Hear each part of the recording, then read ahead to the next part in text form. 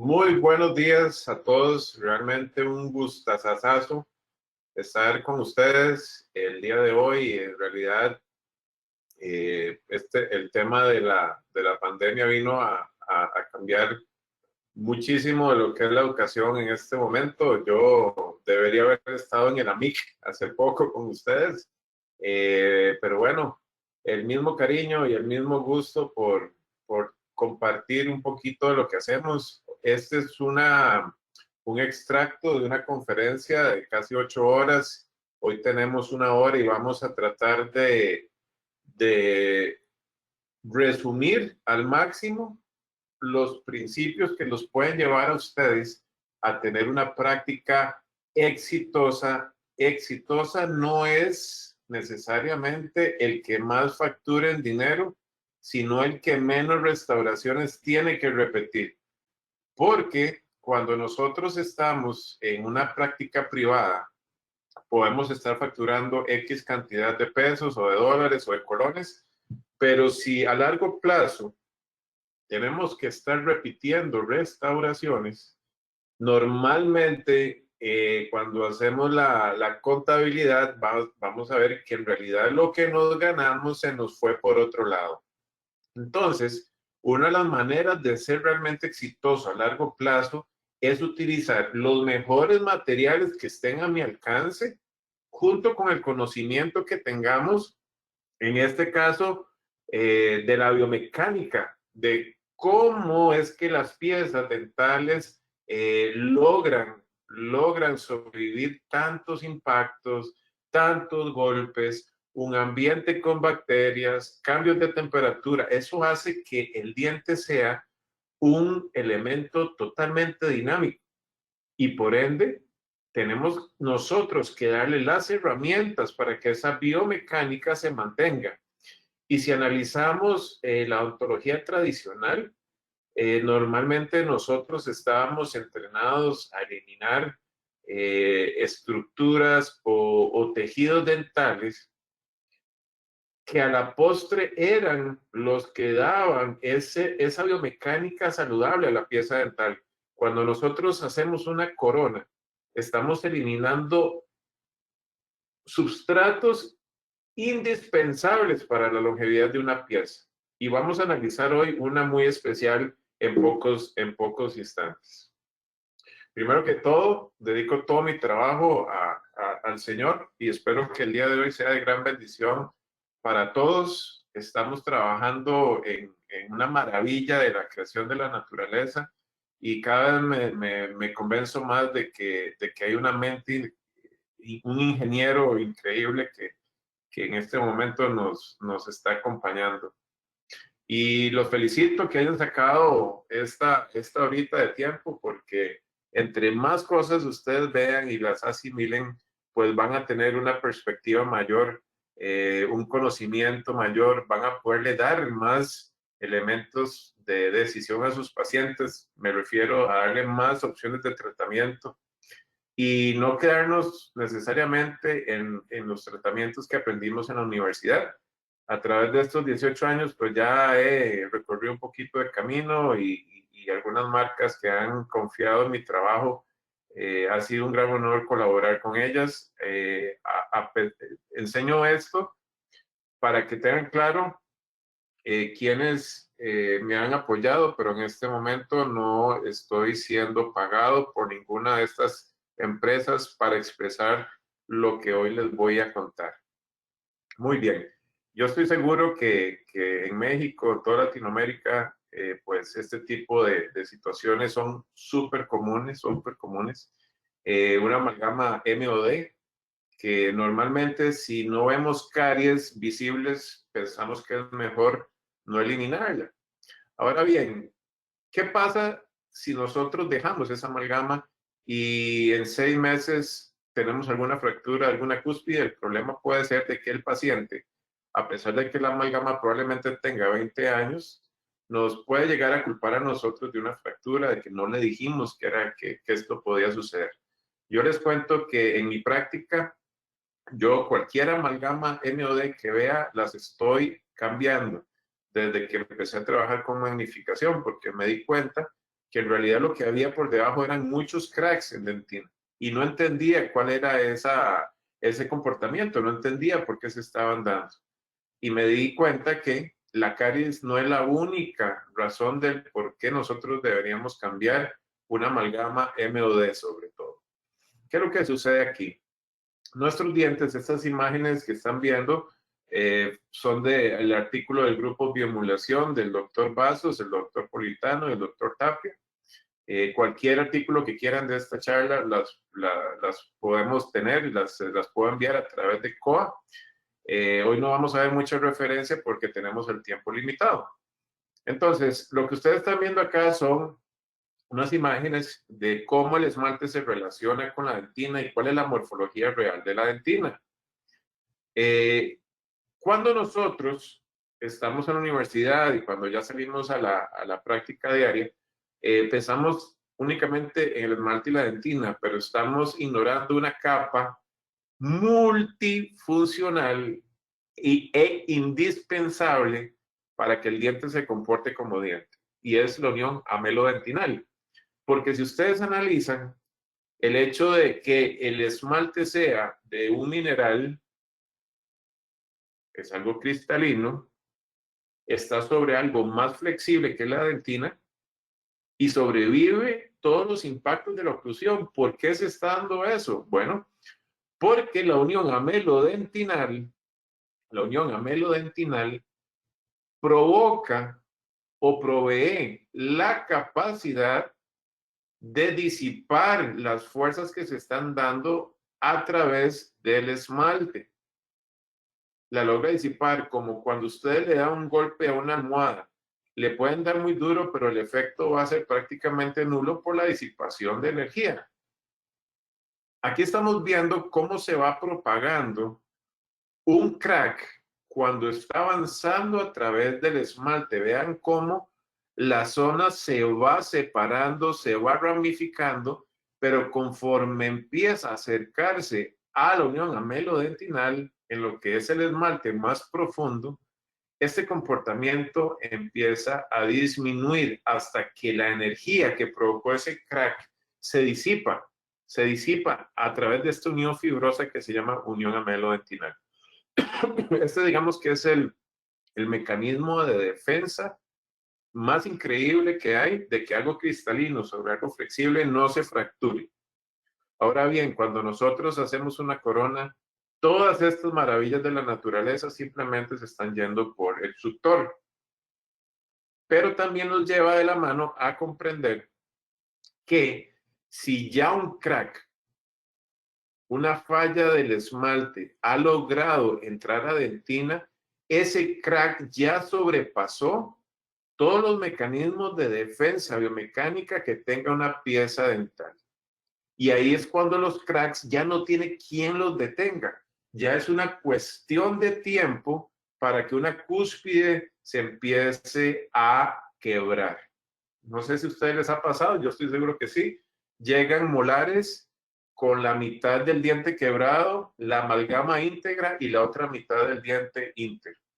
Esto es porque esa cúspide estaba sufriendo de cracks internos. Vean acá, vemos el esmalte mano derecha, el crack cuando pasa la unión amelodentinal empieza a disiparse. Por eso a veces vemos piezas con muchos cracks en esmalte, pero la pieza está íntegra, sobre todo en pacientes bruxistas. Muy bien. Entonces, si entendemos eso, podemos llevar esta información a la situación cuando eliminamos una amalgama y observamos cracks en dentina. Como les decía, si ya tenemos fisuras dentinales, es cuestión de tiempo para que esas cúspides se empiecen a fracturar. Ahora bien, a veces a los que les tocó hacer amalgamas, como a mí, recordamos que le hacíamos retenciones a los dientes para que la amalgama se retuviera, y esto hacía de que la capa de dentina se fuera disminuyendo progresivamente. Por lo tanto, esas cúspides de esmalte ya no tienen el complejo completo, esmalte, unión amelodentinal, dentina. Y es un error garrafal hacer de nuevo una restauración MOD que no le cambie el comportamiento biomecánico a las cúspides. Si vemos la evolución de estas imágenes, vemos como la amalgama clase 2, y una vez removida habiendo hecho el análisis biomecánica de esas cúspides, se decide eliminar o reducir la altura de esas cúspides para que con nuestra restauración tipo onlay ya no vayamos a tener un comportamiento de cuña en las cúspides. Imagínense de esas dos capas de dientes, si nosotros le volvemos a dar una restauración clase 1, o perdón, clase 2, sin cubrir cúspides, nuestra restauración está haciendo un efecto de cuña y los movimientos funcionales van a seguir incidiendo en esa cúspide funcional, llevando a que la fractura sea cuestión de tiempo. Nosotros debemos de evitar que las cúspides se vayan abriendo y la única forma de hacerlo es abrazando cada cúspide y cambiando la dirección de la disipación de energía. Esto va a quedar más claro en breves momentos. Observen esa pieza como en el istmo pueden observar ya un crack a nivel del piso de cavidad. Este crack se las trae, porque ya esto puede llevar a que si no le cambiamos el comportamiento a esa pieza dental, vamos a tener una fractura vertical y ese paciente ya debería prepararse o para un implante o para un puente. Y nosotros, como les digo, entre más ustedes conozcan, más opciones de tratamiento pueden dar. Ustedes pueden, aún teniendo esa pequeña fisura ahí, ustedes pueden mantenerle esa pieza durante años al paciente. Recordemos que a pesar de que somos especialistas en implantes, debemos de entender el implante como la última opción. Si tenemos la pieza natural en boca, debemos hacer todo lo posible por mantenerla ahí. Ahora, observemos esta imagen. Vean qué interesante cómo la línea verde me está diciendo cuál es la altura de una cúspide en una cavidad normal. Esa línea verde va a tener un grado de deflexión particular dependiente de la altura de la cúspide.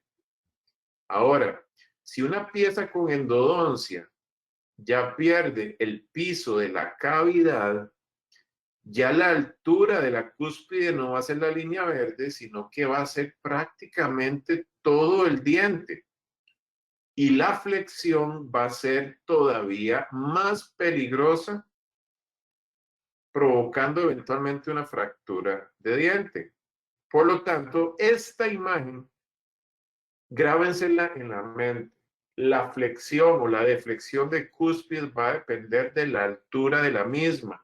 Y en el momento que el piso de la cavidad ya no exista, esa altura se multiplica. Por eso es que si ustedes tienen piezas con endodoncia o que van a endodonciar y tienen restauraciones clase 2, analicen sobre todo el grosor de esas cúspides y analicen si ese grosor es suficiente como para hacer una restauración directa. En mi caso, la mayoría de las piezas con restauraciones MOD y con tratamiento de endodoncia las pasamos a una restauración tipo onlay, como las que ustedes van a ver más adelante. Analicemos estas imágenes. Estas imágenes, como les mencionaba, particularmente esta secuencia, fueron donadas por el doctor Gianfranco Politano porque son espectaculares para explicar esto. Aquí podemos ver una pieza completa, natural, sin ninguna restauración. La resistencia a las cargas masticatorias es del 100%. Ahora, si pasamos ya a una clase 1, La pérdida de la resistencia es despreciable, es apenas un 5%.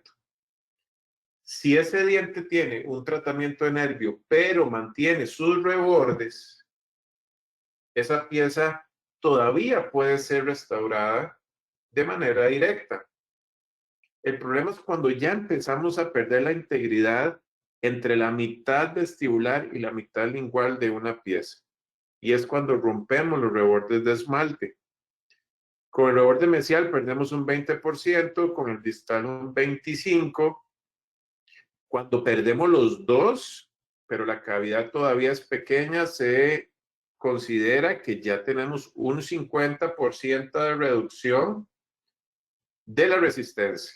Y si esa cavidad sigue creciendo, podríamos llegar a un 65 o más por ciento de pérdida. Aquí ya tenemos que analizar si debemos cambiar la biomecánica o no de la pieza. Y definitivamente, mis queridos colegas, si es una restauración MOD y además tiene un tratamiento de nervio, por favor, de inmediato piensen en reducir las cúspides. Yo les recomiendo que tengan mucho cuidado, sobre todo en las segundas premolares superiores, cuando tienen una situación como esta, una MOD y tratamiento de nervio. Si ustedes quieren hacer un favor a ese paciente, que ese paciente mantenga su pieza en boca, por favor, si están haciendo el tratamiento en 2 citas, el tratamiento de endodoncia, por favor reduzcanle las cúspides de una vez. Y si el paciente eventualmente no puede pagarles una restauración en porcelana, tomen una impresión y ustedes se lo pueden hacer en resina sin ningún problema.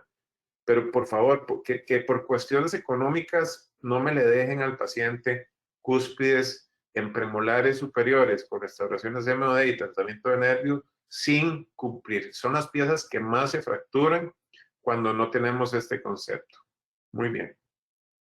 ¿Qué es lo que sucede? Que la flexión de las cúspides inevitablemente van a empezar a afectar los márgenes de la restauración. Vamos a empezar a tener fallas adhesivas. Y ya una vez que tenemos estas fallas adhesivas, las bacterias pues tienen vía libre para entrar y provocar la microfiltración. Como pueden ver aquí, esta es una pieza que se llegó no tan a tiempo, pero todavía podemos mantenerla en boca bajo ciertas circunstancias. Muy bien.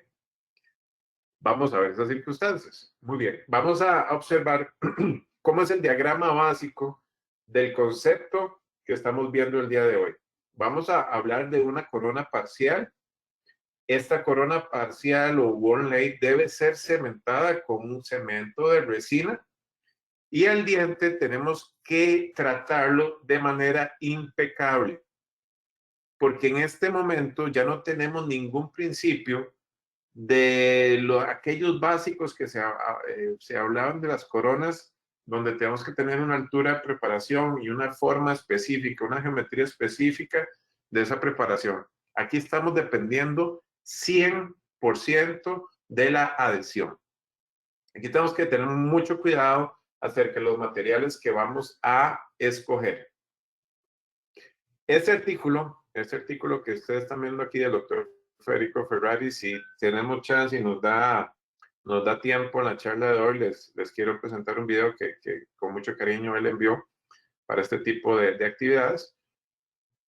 Para mí es un honor pues tenerlo en la conferencia, porque él es una de las personas que ha explicado más didácticamente cómo deberíamos preparar las piezas dentales. Ahorita las vamos a ver. Indicaciones para hacer una corona parcial o un onlay. Número 1. Cuando hay necesidad de cobertura de uno o más cúspides por los principios que les comenté anteriormente para evitar el efecto de cuña en una pieza posterior. Cuando tenemos el síndrome del diente con crack, que es como el que vimos anteriormente, cuando tenemos un crack que está viajando por el piso de la cavidad. Este artículo también se los puedo compartir para no invertir mucho tiempo en esto. Pero tenemos, importante, una lista de la etiología de que un diente tenga un crack. Primero, cuando los procedimientos restaurativos tienen algún diseño inadecuado, cuando tenemos concentración de estrés donde no debería de haber, en algunas en ontología, sobre todo la más antigua, que se usaban pines, que se usaban, qué sé yo, hasta tirapuentes, yo no sé si en México se les llaman así, le hacíamos estreses innecesarios a la pieza y en algunas ocasiones se fracturaba. Tenemos también accidentes masticatorios. En cualquier momento un paciente suyo con un diente restaurado MOD muerde un hueso y se le quiebra la cúspide. Y eso es súper común. Y en algunas ocasiones esa cúspide se quiebra hasta lo más profundo y ya no podemos reparar.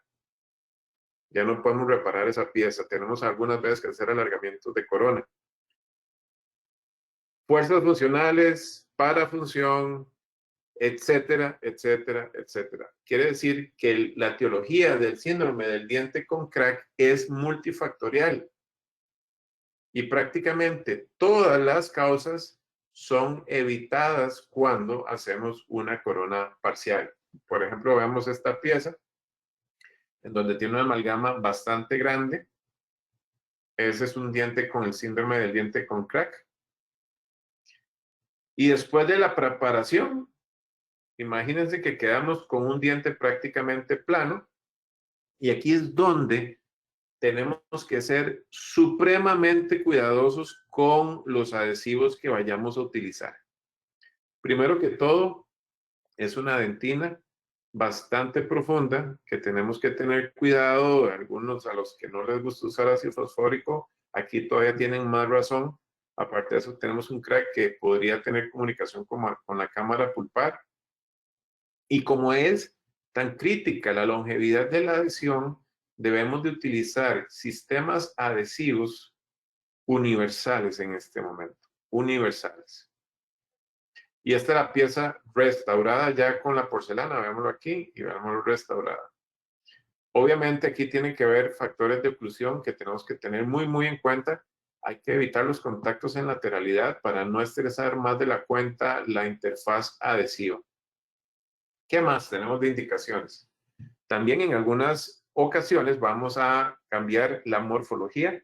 Por ejemplo, cuando vamos a levantar la dimensión vertical en piezas que han perdido anatomía oclusal, ahí es un caso precioso para hacer este tipo de restauraciones y evitar las coronas que son tan invasivas. Y la indicación que a mí más me gusta es cuando las cavidades medianas o grandes no tienen cúspides, las cúspides son muy delgadas, etcétera, etcétera, etcétera. Entonces, volviendo a este caso inicial, damos la secuencia, quitamos amalgama, quitamos las cúspides. ¿Qué tanto quitar? ¿Qué tanto quitar? Esto es algo importante. Bueno, yo en mi práctica sí prefiero respetar los grosores que el fabricante me indica para evitar este tipo de fallas. Aquí es cuando hemos querido hacer tan conservadores que se nos va la mano y no le damos necesariamente al material el grosor necesario. Dependiendo del material, vamos a tener un rango de 1 milímetro a 1,5 milímetros mínimo para darle una longevidad a este caso. Esta es la cavidad de la pieza del caso que estábamos viendo. Vean que hay que ser muy limpios. Obviamente ven que el dique está colocado. Nuestra llave al éxito es ese margen de esmalte tan precioso porque la adhesión de esmalte es muy predecible. Y en el centro de dentina, yo prefiero utilizar los adhesivos universales que tengan el pH mayor. Porque recordemos, como vamos a ver más adelante, que cuando utilizamos adhesivos muy ácidos, los adhesivos absorben agua muy fácilmente y esa agua que está entrando va a empezar a degradar el adhesivo. Así que en lo personal, yo utilizo el adhesivo All Bond Universal, que tiene un pH de 3.2, seguido por el más cercano competidor en pH, que es el 3M, que anda por el 2.7. Pero esa diferencia de casi un punto de pH hace que sea 10 veces menos ácido y por ende tiene el menor comportamiento hidrofílico de todos los adhesivos. Ahora bien, Cuando tenemos superficies de dentina que ustedes sospechan que pueden peligrar la integridad de la pulpa, definitivamente tenemos que pensar en cómo devolver cristales a esa zona y proteger la dentina. Y aquí en esta animación que están viendo es para darles a ustedes una perspectiva de lo que es un cristal, porque a veces esto es un poco etéreo, no sé, un poco difícil de comprender de lo importante de esta estructura que ustedes están viendo en este momento, que es el nivel más básico de un cristal. Esos cristales se componen, en el caso del esmalte y de la dentina, de cristales de hidroxiapatita, que básicamente la hidroxiapatita está compuesta por calcio, por grupos fosfatos y grupos OH. Ahora, si yo tengo un material que detecte cuando una superficie tiene menos densidad de estos átomos y pueda donarle, como ustedes pueden ver en esta animación, pueda nivelar los niveles de estos iones, pues estaríamos dándole la materia prima al diente para que vuelvan a formar cristales de hidroxiapatita. Y definitivamente en mi práctica yo utilizo el material Teracal. ¿Por qué el Teracal? Primero porque es muy fácil de colocar en el diente con una jeringa.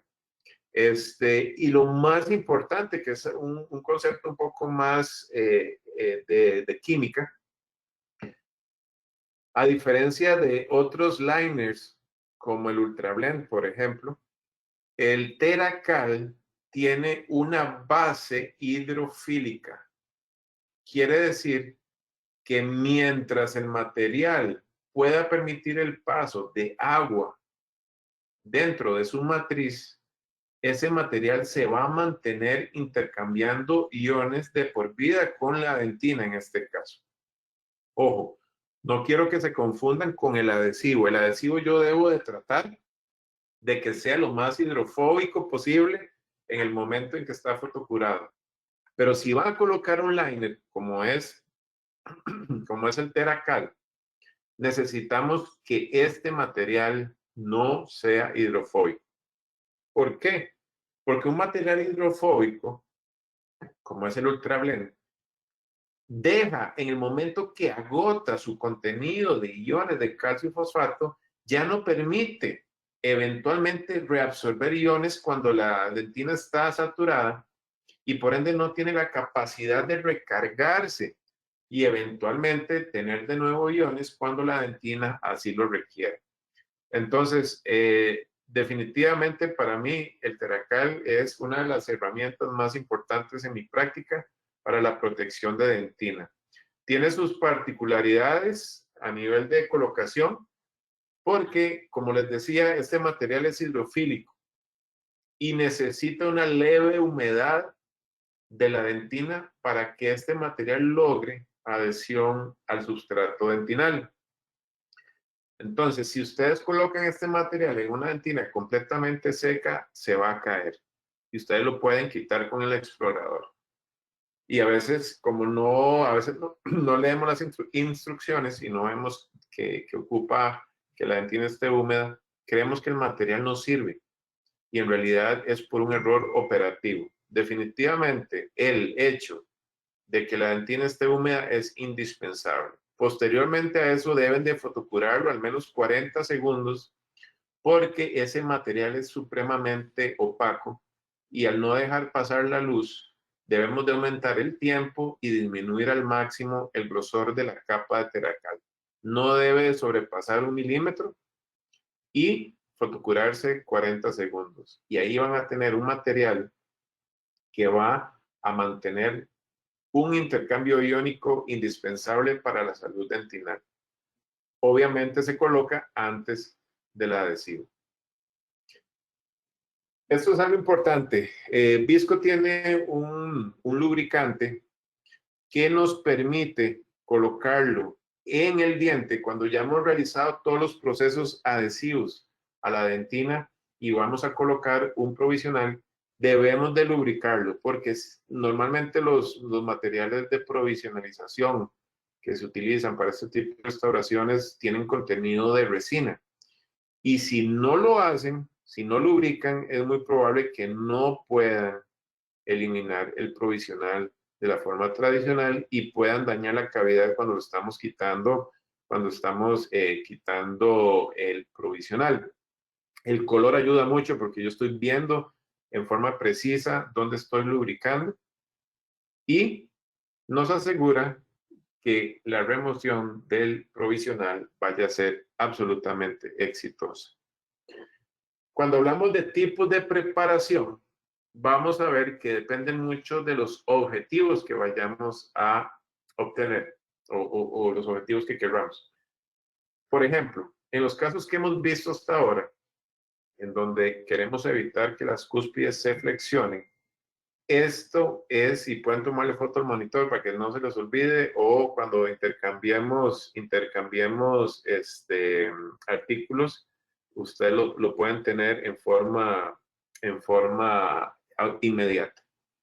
Cuando hacemos o queremos proteger cúspides, evitar que se abran, definitivamente este es el tipo de preparación que yo utilizo. Ahora bien, yo normalmente biselo ambas cúspides para lograr un efecto de abrazamiento de la pieza. Importante es tratar de dejar lo más limpios posible los bordes de esmalte, porque ahí es donde la adhesión va a ser crítica. Y como estamos trabajando normalmente ahora con sistemas CAD/CAM, los ángulos de esa cúspide deben ser lo más convexos posible, porque recordemos que las fresas de la fresadora tienen un calibre mínimo y no pueden necesariamente copiar detalles muy agudos si ustedes no pulen la preparación. En algunas ocasiones podemos reponer la mitad de una sola pieza. De nuevo, mucho cuidado con el borde de esmalte, que todas las paredes de la cavidad sean lo más convexas posible. Aquí podemos analizar algo. Esta zona en donde puede ser material artificial o dentina es convexa. Vean cómo se ve en la imagen. Y esto va a hacer de que cuando ustedes coloquen su restauración caiga desde el primer momento.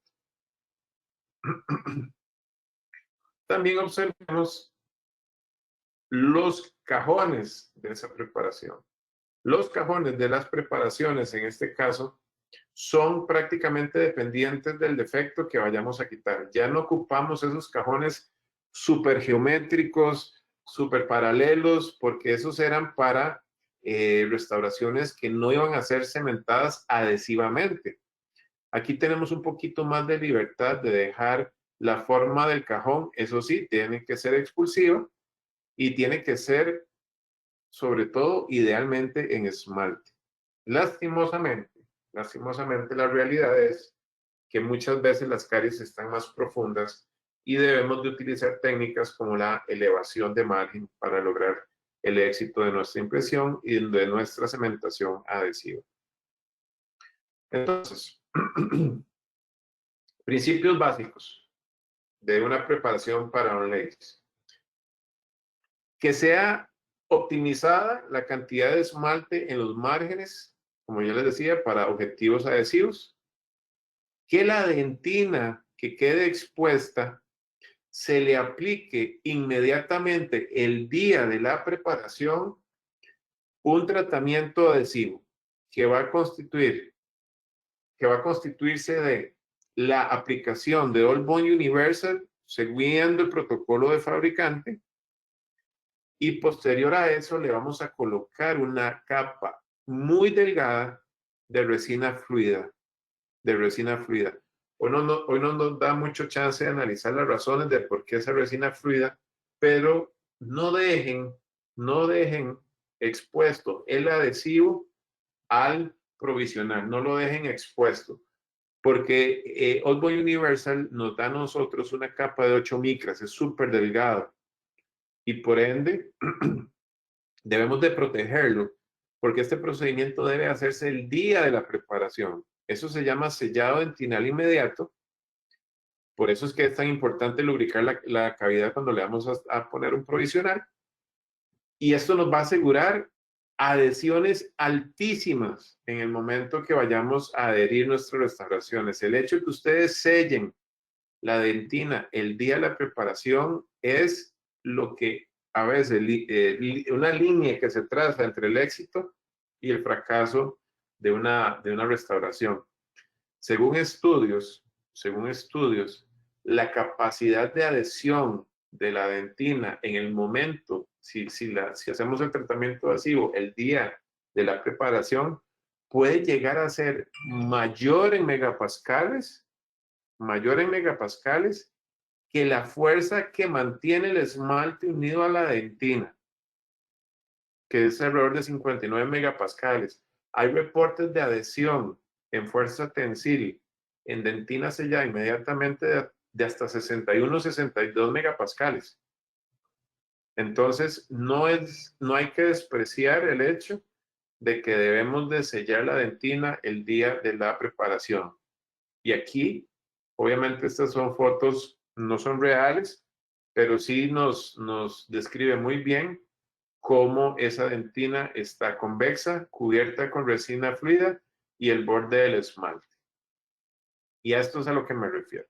Este es como el resumen de esta primera parte, en donde vamos a tener esmalte biselado a ambos lados. Vamos a tener IDS, que es el sellado dentinal inmediato, más una resina fluida para darle suficiente grosor y protección a la capa de adhesión. Y vamos a cementarlo sí o sí con cementos resinosos. El hecho de que nuestras cavidades tengan este bisel hacen que, vean, si ustedes ven la imagen, aquí hay un crack en el piso de esta cavidad. Un crack que si no lo estabilizamos va a provocar una fractura vertical. Entonces observen cómo mi corona parcial tiene el efecto de unir o de mantener y estabilizar la integridad de esa pieza dental. De hecho, se sabe que cuando un paciente mastica sobre una corona parcial o un olé, como le quieran llamar, las fuerzas se disipan hacia la circunferencia alrededor de la pieza dental y no se disipa en el medio de la pieza dental. Casualmente, esto es lo que andamos buscando. Muy bien. Entonces recuerden biselar, darle una inclinación a ese margen de esmalte.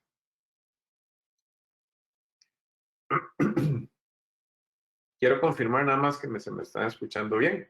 ¿Me están escuchando, sí? Sí, doctor, lo escuchamos perfecto. Perfecto. Gracias. Porque aquí debo de hacer el complemento de este análisis de biomecánica de las piezas. Y el complemento es qué material adhesivo es lo suficientemente bueno para que yo pueda arriesgarme a no tener alturas de preparación, formas de retención, etcétera. Todo lo que veíamos en la odontología restaurativa tradicional.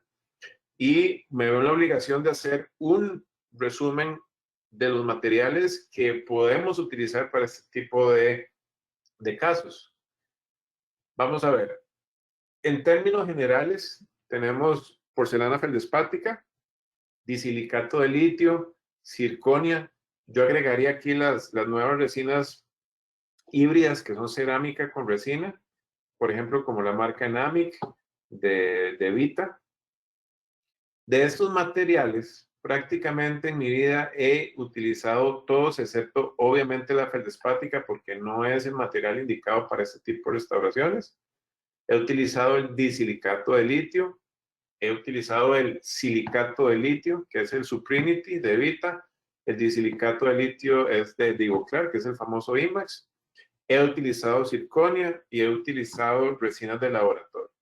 Y hoy quiero analizar los protocolos adhesivos de cada uno de esos para que ustedes decidan y hagan bien toda la parte restauradora de esta ontología que estamos viendo el día de hoy. Muy bien. En términos generales, muy generales, tenemos 3 materiales. El que es meramente un vidrio, el que es un cristal como la circonia y los materiales que tienen de los dos mundos como el disilicato de litio. Los que tengan sílice, como es el disilicato de litio, el silicato de litio, la porcelana feldespática y las resinas de laboratorio, todos deben de ser grabados con ácido fluorhídrico. Cada uno va a tener un tiempo específico que ya vamos a analizar. Y un cristal tan denso como la circonia no la vamos a grabar. Están habiendo unas incipientes investigaciones de ver cómo se puede grabar la circonia, pero todavía no está en el mercado. La circonia no debe de grabarse con ácido porque no le va a hacer mayor cosa, porque el ácido ataca mayormente el sílice y la circonia no tienen. Entonces, por favor, no se enreden en esta parte. La circonia no se trata igual que los materiales con cristales. Este es el material que les estaba comentando. Es una resina que está infiltrada con cerámica. Entonces, estos materiales deben de ser grabados y silanizados de igual forma. Y es un material que está dando grandes resultados, no solamente esta marca, sino el concepto de usar resinas. ¿Por qué? Porque la resina tiene un comportamiento particular y es que tiene mayor capacidad de absorción de energía que los materiales de porcelana. El único problemita que yo le veo es que el nivel de pulido, al menos en mis manos, no llega a ser tan bonito como el que se podría ver en un disilicato de litio o en una circonia.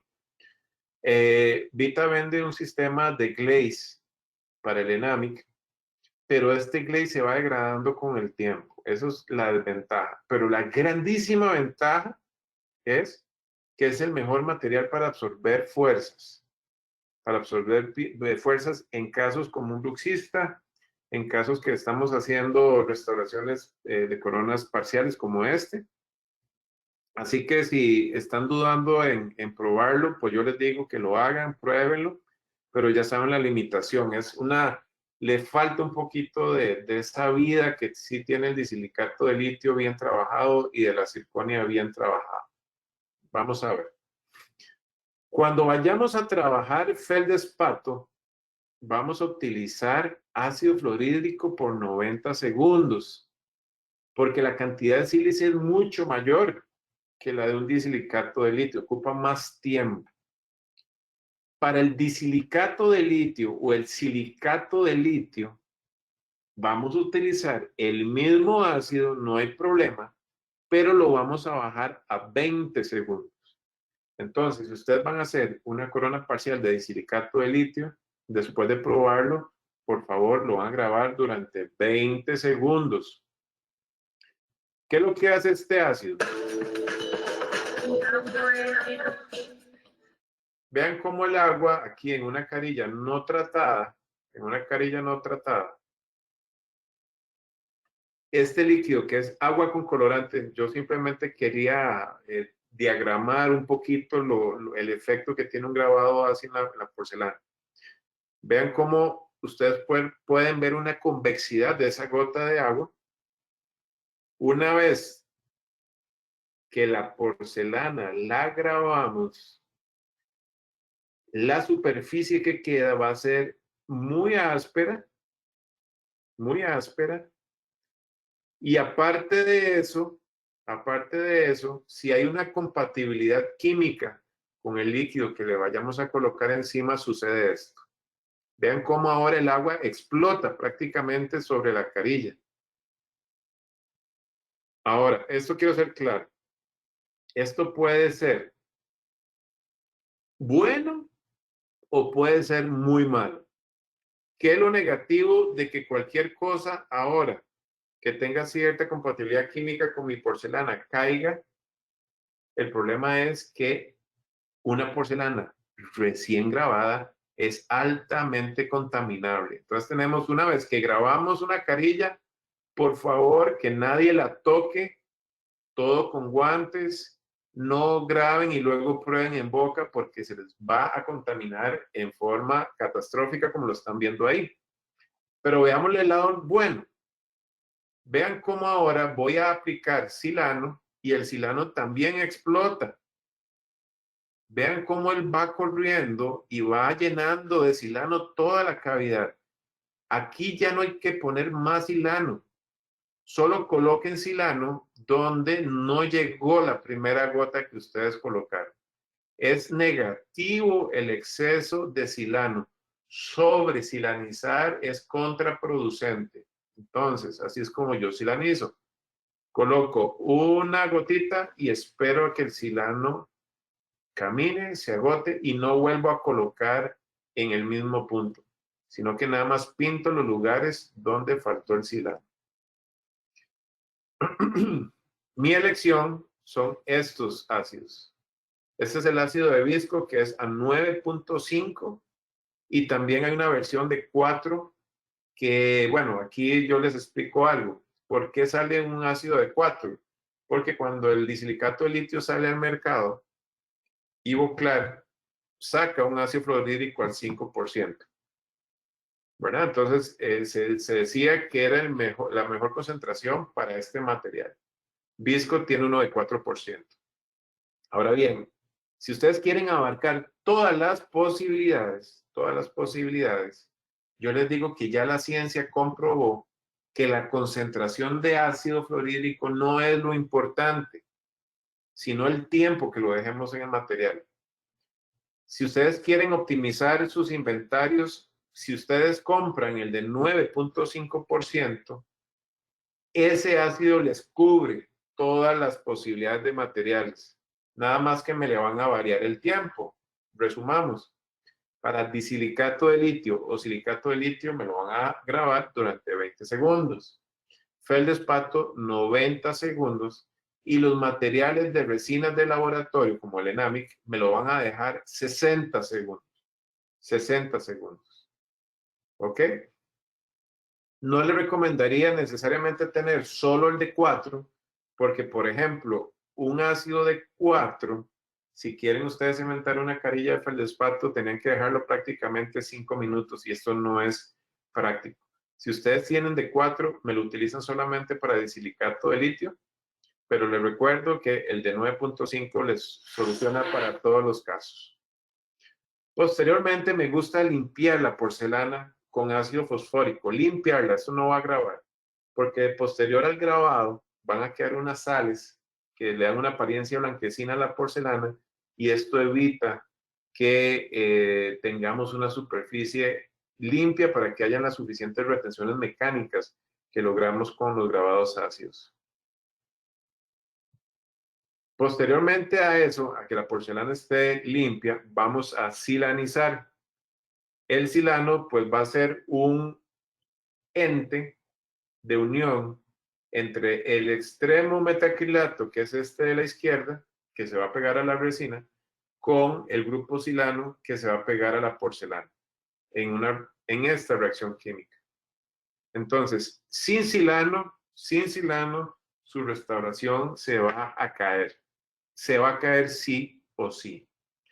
En mi caso, yo prefiero utilizar silanos de 2 botellas. ¿Por qué 2 botellas? Porque cuando tenemos botellas donde viene ya el silano activado, ese silano, si pasa más de año y medio en bodegas o en su práctica, el silano activo, como es en esta presentación de OH, se empieza a unir a moléculas de su misma especie después de un año y medio aproximadamente y se va a hacer una macromolécula tan pesada que se va a depositar en el fondo de la botella de silano. Y esa reacción, que se llama reacción de condensación, tiene como subproducto moléculas de agua. Entonces ustedes siguen viendo un líquido transparente, pero lo que están poniendo ahí son moléculas de silano que no van a funcionar y mayormente agua. Entonces, yo les recomiendo definitivamente la utilización. Para mí esta es la belleza. Esta es la belleza, porque de un lado tenemos silano no activo y del otro lado tenemos el ambiente ácido que lo va a activar. Entonces, cada vez que yo vaya a hacer algo adhesivo, yo estoy preparando el silano en el momento. Ese silano está perfecto.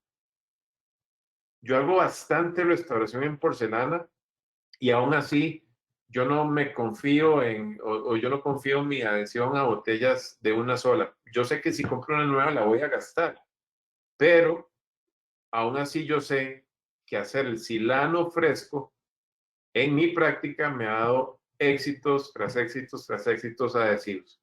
Entonces, les recomiendo tener esto en cuenta.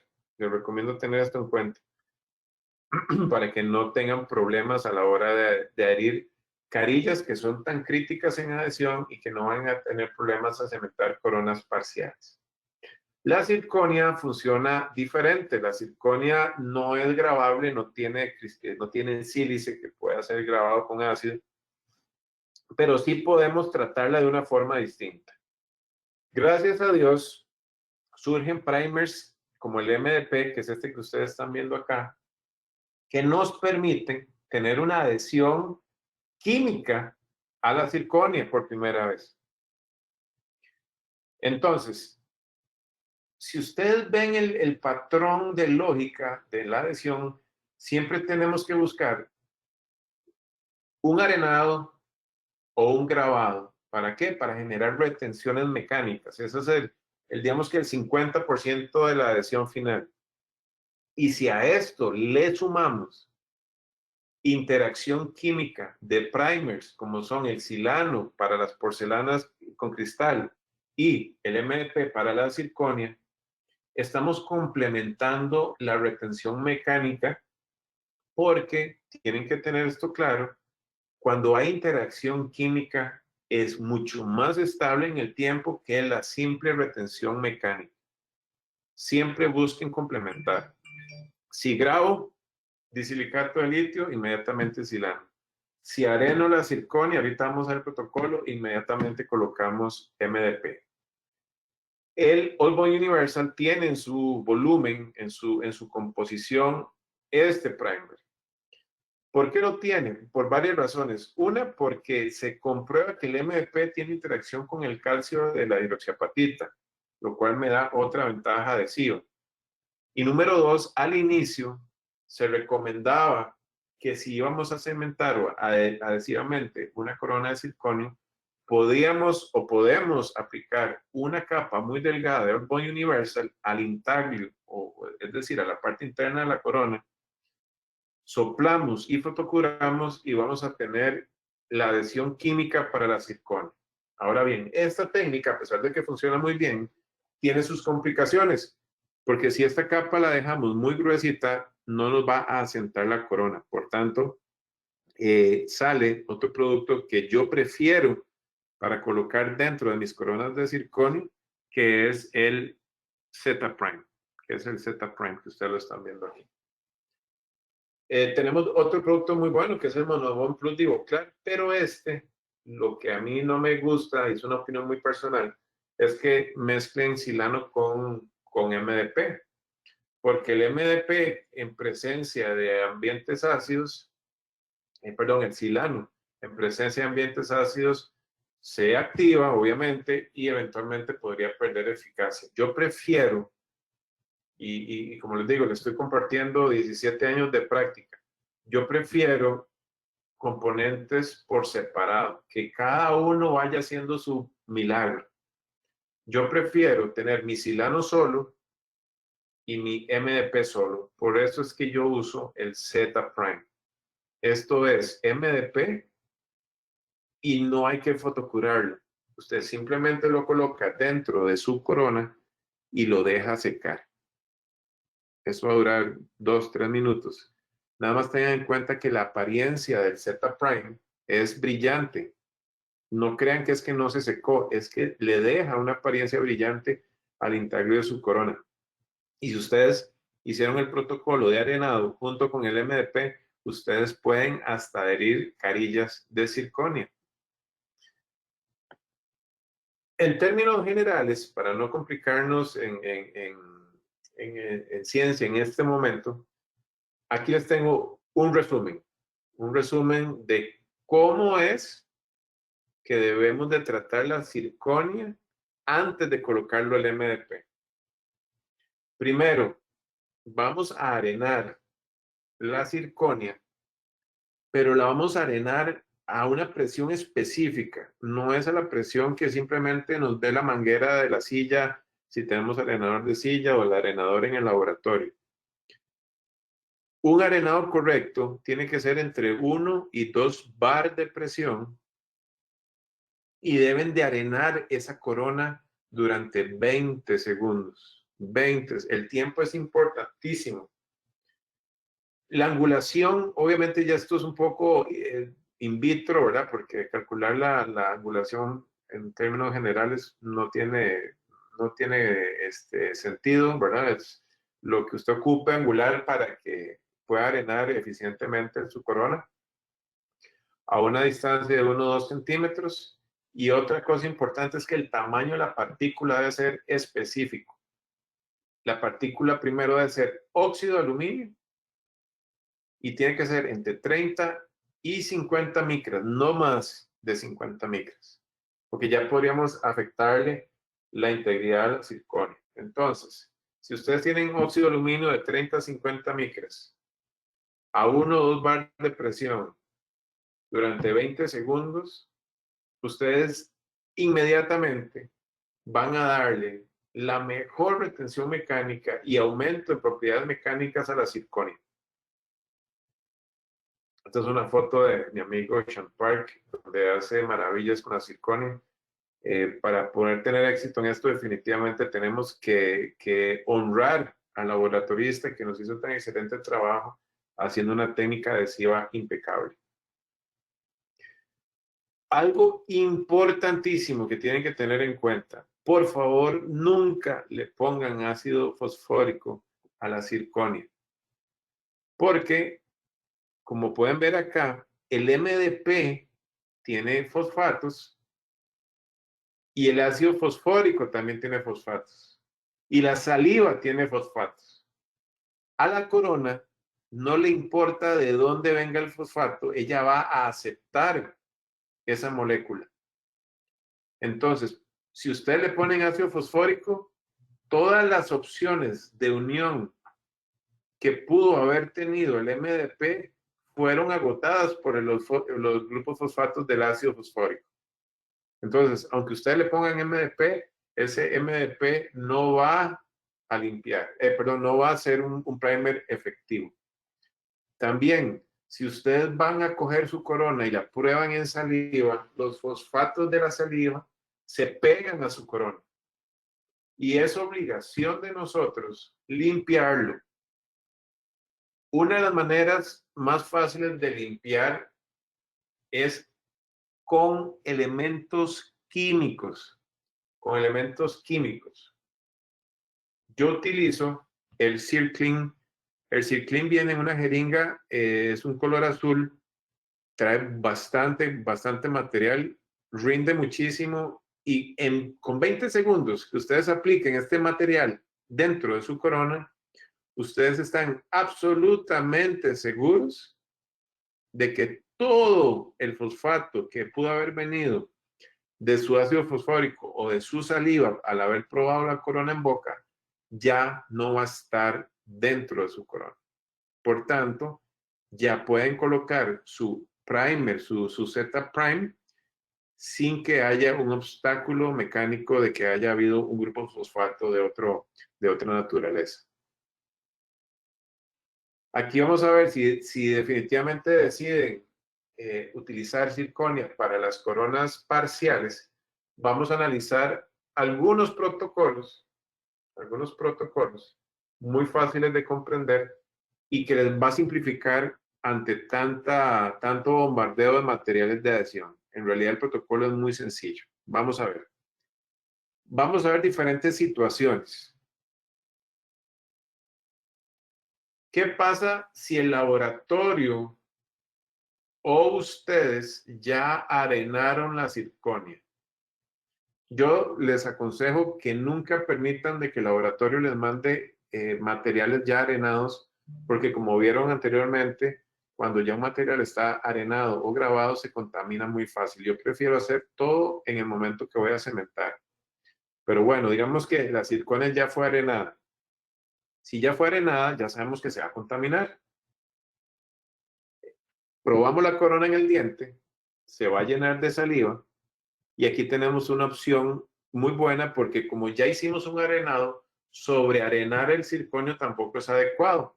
Por tanto, tenemos que ayudarnos con una solución alcalina como el Circlin o el Ivoclin Divoclar. Esos geles logran eliminar la contaminación de fosfatos. E inmediatamente después le van a colocar Z-Prime. Dejan su Circlin 20 segundos, lo enjuagan con agüita, secan y colocan Z-Prime y van a dejarlo secar. Eso les va a dar súper resultados adhesivos. En el caso de que la circonia ya fuera arenada, una de las maneras para evitar que esa corona se contamine con saliva es colocándole Z-Prime antes de probarla en boca. Antes de probarla en boca. Recuerden que la vez pasada, en el método 1, hacíamos la prueba, luego limpiábamos y luego poníamos Z-Prime. En la segunda situación es, ya está arenada, colocamos Z-Prime, hacemos la prueba en boca, colocamos la corona en ultrasonido durante 5 minutos y volvemos a poner Z-Prime. ¿Ok? Pero esto es en casos que el colega no tenga arenador en la clínica, que yo creo que debería ser obligación tener porque nos ayuda muchísimo. ¿Quién me asegura a mí que si la circonia que fue arenada en el laboratorio no se contaminó, que nadie la tocó con el dedo, que no pasó nada? Yo llego, le pongo Z-Prime y tal vez no logre la optimización de la adhesión. Entonces, si están trabajando mucho con circonia, cómprense un arenadorcito que se puede colocar en la silla, le compran un manómetro para que puedan calcular la presión y ustedes ya puedan hacer, para mí, el mejor protocolo que hay para circonia, que es que el laboratorio no les envía la circonia arenada, ustedes prueban sus restauraciones en boca, posteriormente la arenamos, que obviamente va a eliminar cualquier contaminación de saliva, bajo las condiciones que les expliqué anteriormente, que es 20 segundos con óxido de aluminio de 30 a 50 micrones a 1 o 2 bar de presión. E inmediatamente, Z-Prime. Eso me ha dado resultados maravillosos a través de estos años. La franja inferior, pues es básicamente los protocolos de diente que siempre vamos a utilizar. Eso se mantiene como una constante. Y aquí tenemos un resumen de las situaciones que podríamos enfrentarnos.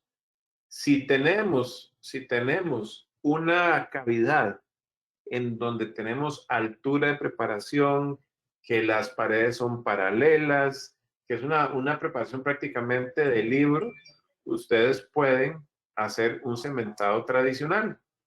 Entonces, hacen todo el protocolo de arenado y colocación de primer a la corona. No necesariamente le tienen que poner Z-Prime porque no vamos a hacer algo químico, pero sale un cemento, como es el Terracem de Visco, que trae MDP. El Terracem es maravilloso porque es un cemento de autoadhesión, o sea, él va a hacer el trabajo sobre el diente y también tiene el primer necesario para que su corona de circonio tenga adhesión química, que sumado a sus retenciones mecánicas del arenado hacen que ustedes puedan cementar exitosamente, pero más eficiente que cuando hacemos la técnica adhesiva tradicional, como es el de la derecha, que es casualmente las restauraciones que estamos hablando del día de hoy, donde no hay preparación alguna, por ejemplo. Ahí tenemos que ser muy picky en nuestro sistema adhesivo. Primero tenemos que tener un dique colocado, tenemos que hacer el protocolo para la zirconia, que les recomiendo que la arenen y luego coloquen Z-Prime. Ustedes le van a colocar polvo universal a la preparación el día que ustedes prepararon para que sea sellado antinar inmediato. Posteriormente ustedes le van a colocar una resina fluida como un liner. Y el día del cementado, todo ese trabajo que le hicieron al diente, ustedes lo van a reactivar porque ya han pasado algunos días con el provisional. ¿Cómo lo van a hacer? Puede ser que con el mismo arenador que ustedes ya compraron, arenen esa preparación, porque lo que van a arenar es resina fluida del día de la preparación, no van a afectar el sistema adhesivo. Posteriormente a que limpien la preparación, le van a colocar una capa nueva de All Bond Universal y ya teniendo la corona lista, ustedes pueden cementar adhesivamente esa restauración. Entonces aquí vamos a ver un resumen de los materiales que yo utilizo en mi práctica. Utilizo el Select Edge de High Viscosity, que es el HV, porque me permite grabar solamente esmalte, no es un ácido que vaya a fluir y me permite ser preciso en esta técnica. Para la dentina vamos a utilizar 3 elementos, que es el adhesivo universal. Si la dentina es profunda, vamos a utilizar un liner como es el Teracal. Y sobre esta capa vamos a utilizar una resina fluida para proteger estas capas, como ya lo vimos anteriormente. Si las cavidades, por ejemplo, son muy profundas, ¿cómo podemos asegurarnos de que nuestro adhesivo fotocure? Es muy difícil, es muy difícil. Entonces, yo también tengo dentro de mi armamentarium estas 2 bellezas que están aquí a la derecha, que se llaman Universal Primer, que es el mismo All Bond Universal, pero en la otra botella hay un catalítico que va a generar un curado químico. Y eso es maravilloso, porque si yo cemento mi restauración con un material específico de visco que se llama Core Flow Duo, que también funciona de cemento, se va a dar una activación química de toda la familia. Y aunque yo no tenga una luz que me llegue a la profundidad de mi cavidad, yo voy a estar seguro que el elemento de curado químico va a darme el resultado. Yo no puedo, ustedes no pueden depender únicamente de adhesivos de fotocurado. Siempre piensen que la luz de la lámpara no va a llegar necesariamente a la profundidad que ustedes quieren y ahí es donde las restauraciones van a fallar más rápidamente. Entonces, si yo tengo duda, aunque este material es un material para cementar postes y muñones, también se utiliza de cemento, porque este material me va a activar el curado químico de estos adhesivos. Entonces, ya mi asistente sabe, si ve cajones muy profundos, ya ella me saca esto directamente. Ahora, si nos vamos a las cerámicas grabables, recordemos el Porcelain Etchant de Visco, excelente, durante 90 segundos en feldespato, 60 segundos en resinas de laboratorio, 20 segundos en disilicato de litio. Lo vamos a complementar con un silano de 2 botellas para tener silano absolutamente fresco. Y si es zirconia, vamos a limpiar con el Clean e inmediatamente vamos a colocar el Z-Prime que me va a dar mi adhesión química. Esto es mi familia adhesiva. Yo como paso investigando, en mi práctica tengo de todas las marcas, pero al final me quedé con esta familia. Y como les digo, no estoy siendo pagado por la empresa. Yo me enamoré de la empresa Visco en UCLA cuando estaba con el doctor Edward McLaren y él me explicó, me regaló el libro de adhesión de Visco que si pueden dárselo en algún momento o venderlos en México. Es un libro de adhesión espectacular y es el libro de adhesión más fácil de comprender, que es el que escribe el doctor Bill Su, que es el dueño de Visco, de hecho. Entonces, yo me enamoro de esta marca en UCLA y la empecé a utilizar en mi práctica. Y para no complicar también al asistente, ya sabe que en este universo que ustedes ven en esta diapositiva está todo lo que yo ocupo. Entonces, aunque no es el tema, voy a aprovechar el día de hoy para hablarles también de las otras posibilidades de cemento que tiene Visco. Para carillas, definitivamente, por favor, utilicen solo cemento de fotopolimerización. Yo utilizo el Choice 2.